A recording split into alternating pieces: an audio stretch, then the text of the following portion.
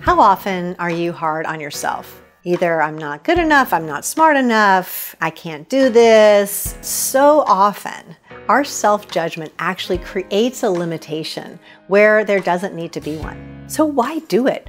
Why do we tend to entertain different types of judgments about ourselves? I'm going to assert that any type of judgment can reveal our need for control or certainty. We are biologically wired for predictability. But let's take a look at how do you judge yourself and what do you use those judgments for? Often our self-judgments are ways that we attempt to either manage or hide our humanity, the things that make us human. How many of you have ever expected that you should do everything right the first time you do it? And if you don't, you can't do it, you're stupid, there's something wrong with you. Well, you're human. It's not real to expect that anyone is going to execute perfectly, flawlessly the first time they do something new. And if we can't engage, if we can't embrace our humanity, it's really difficult to embrace other people's humanity.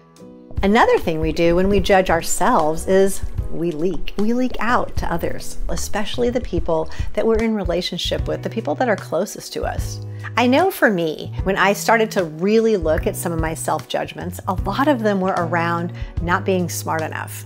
When I wind it all the way back, I can see patterns all throughout my life of this. Even in my closest relationships, I've had people feed back to me that they've experienced me as coming across as superior or not open to other types of conversation because I'm so certain, I'm so right about whatever it is. It's just leaking out. It's the judgments that leak out. And until I became aware of it, there was no hope of calibrating. There was no hope of managing it, having something new. And I was hurting the very relationships that were the most important to me. So often people say, well, I'm hard on myself, but I'm not hard on other people. Well, if you're hard on yourself, you are hard on other people. You just probably can't see it. If you don't believe me, that's fine. Check in.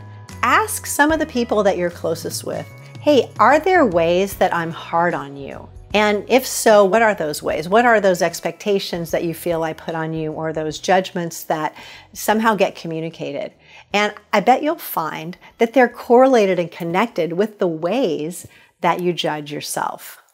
The other thing that happens is when we are in hardened self-judgment, we miss the gift we are in relationship with people. We can't see it and we can't hear it. So if people offer to us, hey, I appreciated this about you, thank you for this, you're this specific gift of friendship or joy or love or peace in my life, I can't hear it. I need to push it back. So instead of receiving and saying, wow, thank you, and being willing to look at how have I contributed to this in this person's life as like it's a good thing.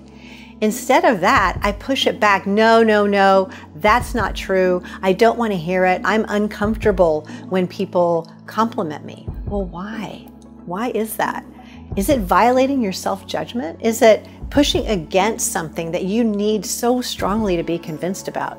So pay attention to your self-judgments. Make a list, log them, write them out, take a look. Which ones are loudest up in your head?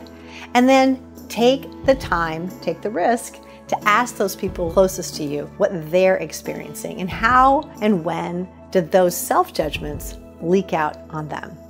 If you saw yourself in this video, I've got a few more that dive a little deeper and look from different perspectives on the same topic. They have to do with clarity, bullying, judgments. There's definitely hope for something new.